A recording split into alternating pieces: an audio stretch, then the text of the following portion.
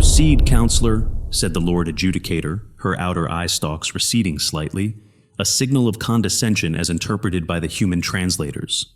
"Thank you, your lordship," replied Counselor Tavik, bowing shallowly before rising on his stilt-like legs. Though awkward in appearance, his gait had a peculiar elegance. "Your lordship, the Pra have existed for approximately 9.2 billion years, far older than the resource node designated 92G, which humans call Earth. Long before humans evolved, one of our scout ships charted the 92G system for potential strip mining, a standard practice of our kind.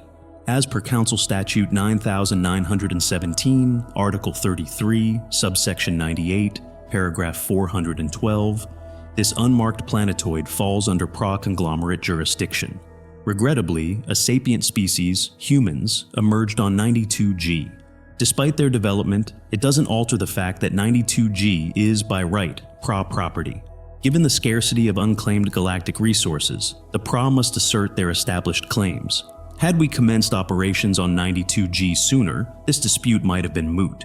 But destiny ruled otherwise, and here we are, Counselor Tavik continued, referencing Council Statute 14,722, Article 923, Subsection 2, Paragraph 66. He cited a precedent, asterisk, pra-conglomerate versus Zenobia Wildlife Consortium asterisk, where the presence of an evolving intelligent species didn't negate the original claimant's rights. As he concluded, the Lord Adjudicator's gaze shifted to the human delegation, frantically consulting the voluminous council law book. "Do the humans have a rebuttal?" she inquired. "Yes, one moment, your lordship.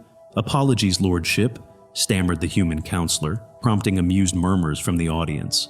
After a hurried consultation, the head human counselor approached. "Your lordship, everything Counselor Tavik stated is factually correct.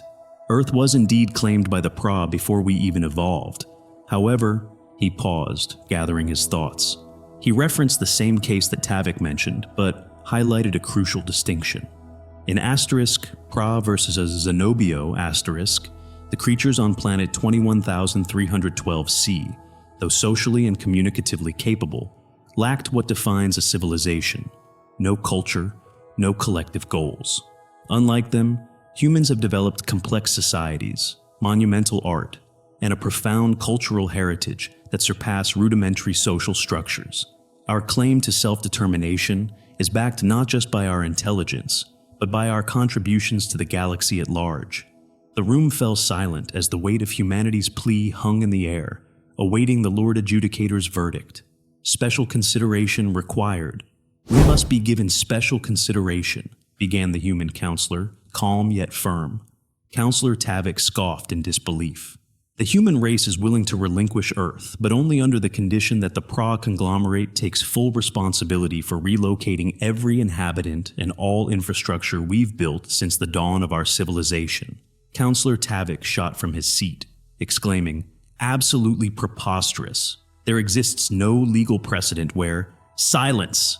the Lord Adjudicator commanded, her eye stalks lowering in authority as she turned back to the human counselor. "Please continue." "Thank you, your lordship. May I remind the court of the Zenus conflict?" the human counselor continued. "Under the Capitulation Act of G-Date 920, the defeated were granted the right to continue existing, while the victors, who desired the planet, were obligated to facilitate the relocation of the population and their belongings, a precedent our situation mirrors." The pra-counselor's mouth hung open, disbelief etched across his face. The Lord Adjudicator leaned back, eye stalks at half-mast, pondering the gravity of the situation. "You humans see this as a matter of survival, akin to war?"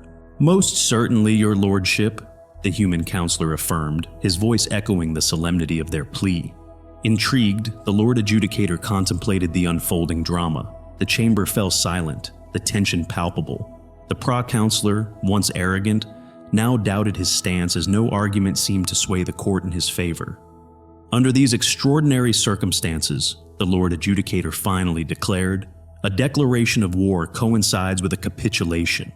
The pra-conglomerate is hereby responsible for the relocation of humanity and all its holdings from Earth."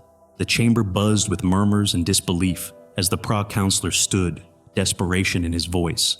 "Your lordship, Our resources are already strained. We cannot possibly manage such a massive relocation. If the conglomerate cannot meet these conditions, then victory must be awarded to humanity, the Lord Adjudicator stated, her decision echoing definitively across the silent chamber. The squishing of her eye stalks was the only sound as she observed the overwhelming reactions. Defeated, the counselor sank back, his mind racing for solutions that simply weren't there. The conglomerate capitulates. Ownership of 92G is relinquished to humanity, he conceded, voice barely above a whisper. And thus, without a single shot fired, without a death or a ship departing, humanity won its first interstellar war. This concludes our tale of humanity's first interstellar war.